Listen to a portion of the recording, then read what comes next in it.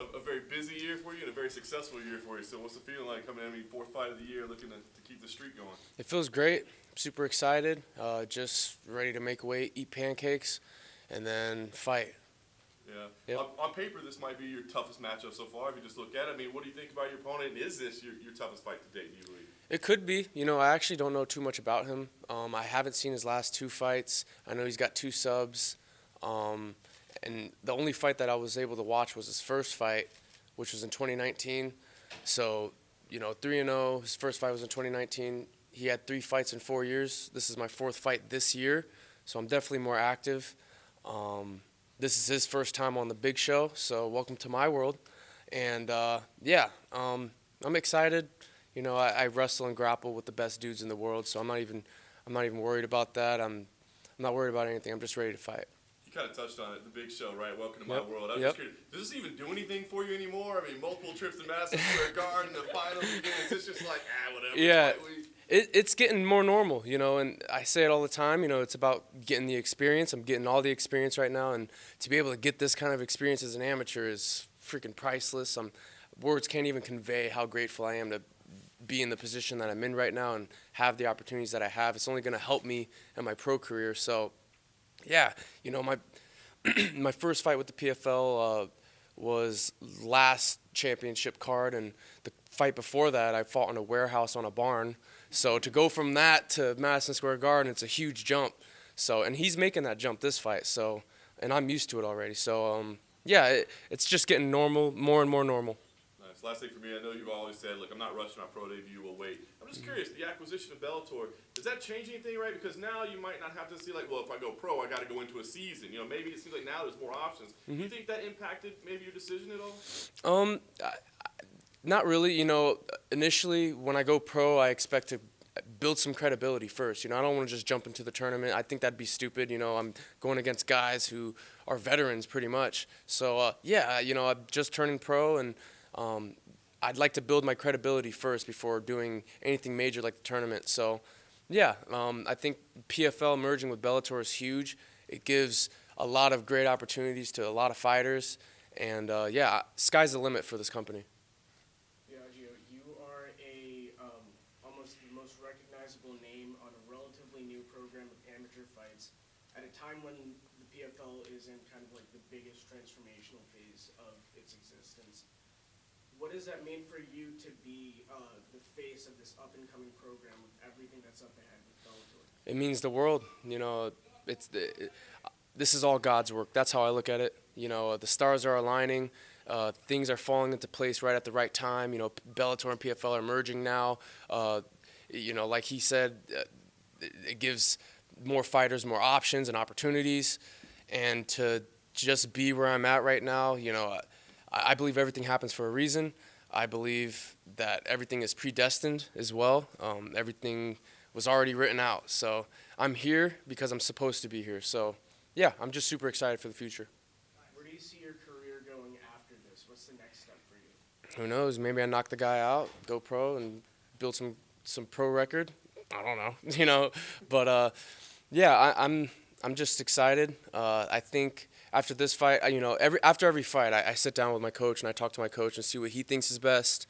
So I'm gonna do the same thing this fight. Any names on the Bellator roster that come to mind for potential opponents? Not really. I'm kind of like a robot. Someone gives me a name and then I'm like, okay, and then I just go fight them. Thank you. Yep. Yeah, sure. So you once said that John Wick 4 was the best action movie you've ever seen. I'm curious, what specifically elevates it above others? It's the judo throws. If you watch John Wick, he's using a lot of throws. He's using like real techniques and stuff. So I think that's what makes John Wick so cool is he's using throws, sweeps, and all types of cool stuff that are real martial arts. So I think it's dope to see an action movie use real technique. Yeah, John Yeah. does the homework. I wrote that you once said, some blessings you don't receive until all the wrong people are out of the picture. What specific actions have you taken to maybe live that quote out? I completely sacrificed my social life. I don't have a social life really anymore. I'm a gamer now. When I'm not training, I'm at home playing Call of Duty or the OG Fortnite. They brought OG Fortnite back. I don't know if you guys know that, but they brought that back. So if I'm not training, I'm playing that with my brother. So I think it just goes to sacrifice. You know, you have to, in order to achieve success, you got to sacrifice something. So that my social life is pretty much gone, but I'm enjoying what I'm doing. I love where I'm at. I love what I'm doing, and I'm just super blessed to be doing what I love to do. Finally. Yeah, so it seems like explicitly you've pretty much said that after this one you're turning professional. What was the decision behind? Like what led to the decision to turn pro? I don't know. Well, 7's my favorite number. This will be my 7th fight, so maybe that's a little superstitious, but I don't know. You know, just talking with my coaches and seeing me level up in the gym, and obviously winning. I think that helps. So yeah, I think it's just a matter of time. And I'm 25 too, so now I think it's time for me to start getting like a pro resume and get my pro experience. Did the last one, obviously you were a little frustrated on the night after Mhm. after everything played out. Did that kind of almost, in a way though, boost your kind of ambitions to do it? Because I know you talked about wanting to have some fights that didn't necessarily Mhm. go your way after some quick fire knockouts. Yeah, I don't really like controversy when it comes to fights. I like it to be black and white. Either, it's a clear win or a clear loss. Yeah, when I hit him with the right hand, he went down. I thought he was out, and I'm sure the ref thought the same thing, and that's why he stopped the fight. But when I went to ground and pound, I saw that he was still kind of alive. So, yeah, I don't know. In the moment, it was very weird, but I think maybe looking back at it, it was safe because we're still amateurs and stuff. So the ref's job is to protect our brains. Do you have any words well on Nico and how he's doing and what his plans are for going forward? 'Cause obviously it's been a tough couple of months for him. Yeah, he's doing great. His last fight, I think he had a lot of drama going on in his camp. So there was a lot of stuff outside of the ring that was really messing with him. So, and you could kind of see it in the fight as well. So, but he's got a great camp now. He's with the right people, and yeah, I think this next fight is going to be his best one. Biaggio, what can you tell us? We've talked a lot before about some of the guys that you train with, like Julian Rosa and others at Extreme Couture.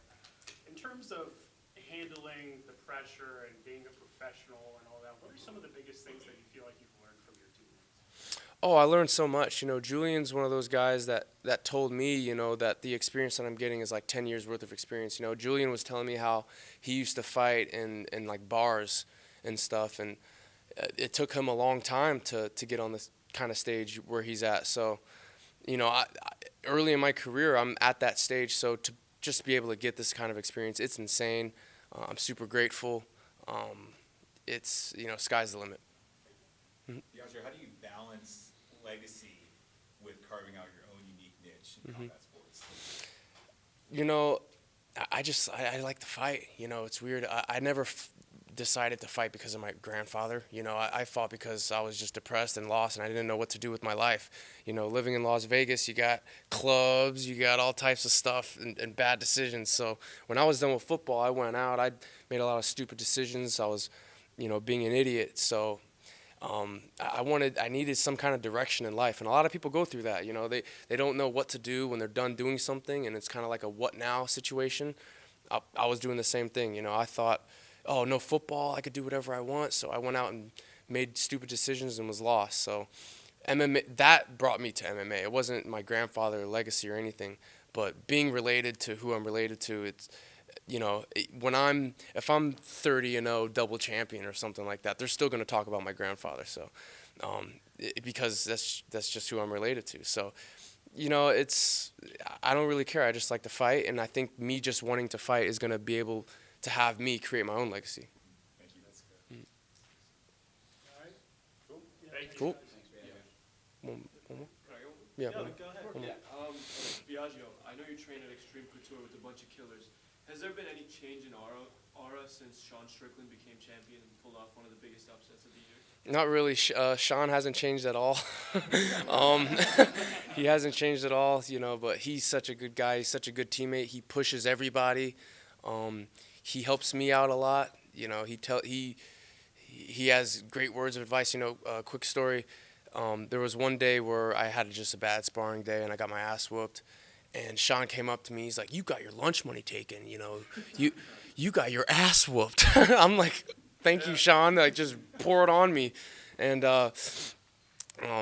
yeah, he was like, "Yeah, if you show me any kind of weakness, I'd be jerking off." I'm like, "Thank you.